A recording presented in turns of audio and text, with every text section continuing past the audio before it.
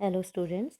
तो अभ्यास सागर का 8वां अभ्यास, जिसमें मुख्यतः व्याकरणिक विषय था अलंकार और अपठित काव्यांश।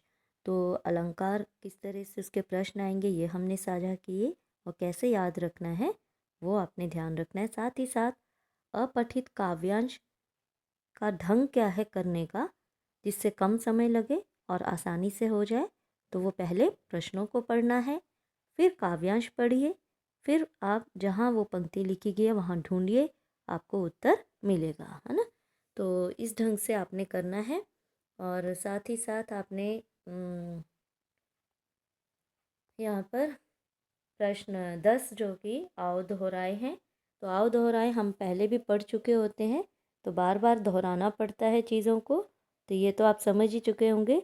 यदि बार बार नहीं दोहराएंगे, बार बार अभ्यास नहीं करेंगे, तो चाहे जितना मर्ज़ी आपको अच्छे से समझ में आ गया हो, आप भूलते चले जाएंगे।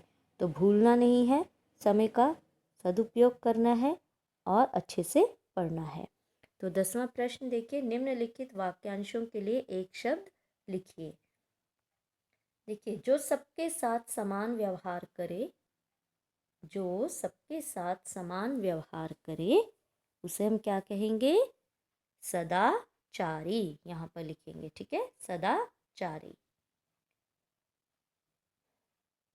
अच्छे चरित्र वाला,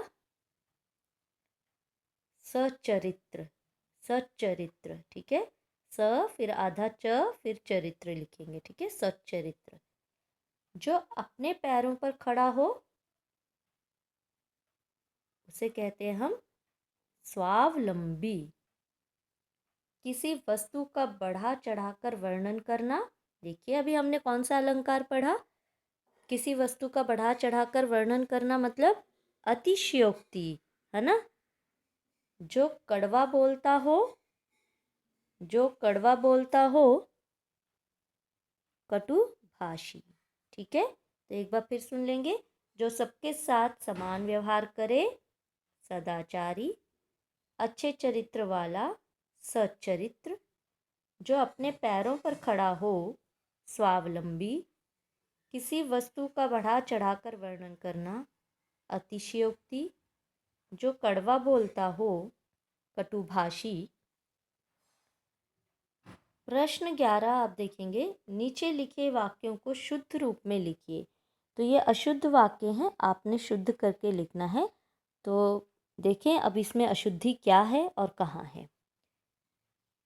पंचों ने जो निर्णय लिया वह सभी को मान्य था। पंचों ने जो निर्णय लिया वह सभी को मान्य था। क्या ये सही है? तो गलती है, तो कहाँ है? तो देखिए, पंचों ने जो निर्णय लिया वह गलत है, यहाँ पर आना चाहिए वो सभी को मान्य था।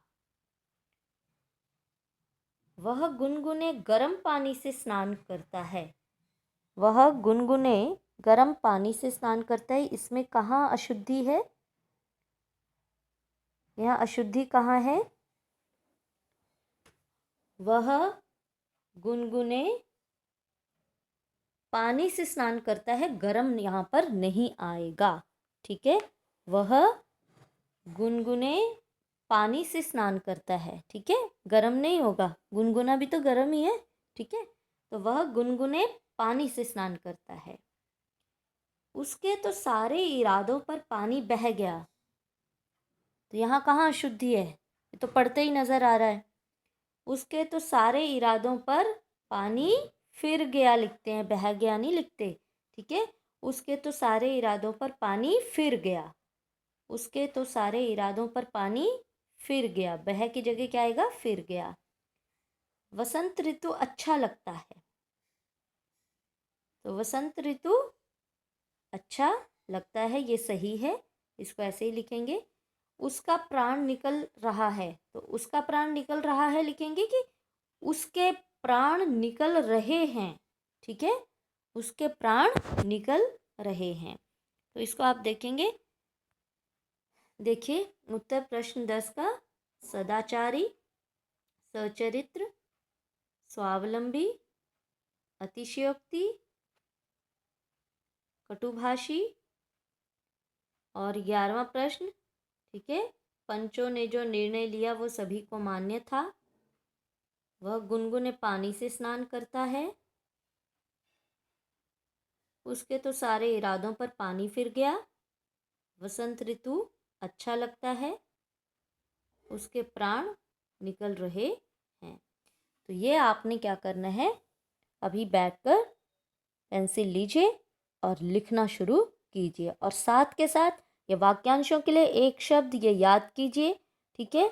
वाक्यों को शुद्ध रूप में लिखिए, ये भी लर्न होना चाहिए, कहाँ अशुद्धि है ये पता होना चाहिए। और वाक्यांशों के लिए एक शब्द तो बिल्कुल टिप्स पर याद होने चाहिए, साथ ही साथ इसमें अलंकार याद करने योग्य है, परिभाषा, साथ ही साथ उदाहरण, ठीक है।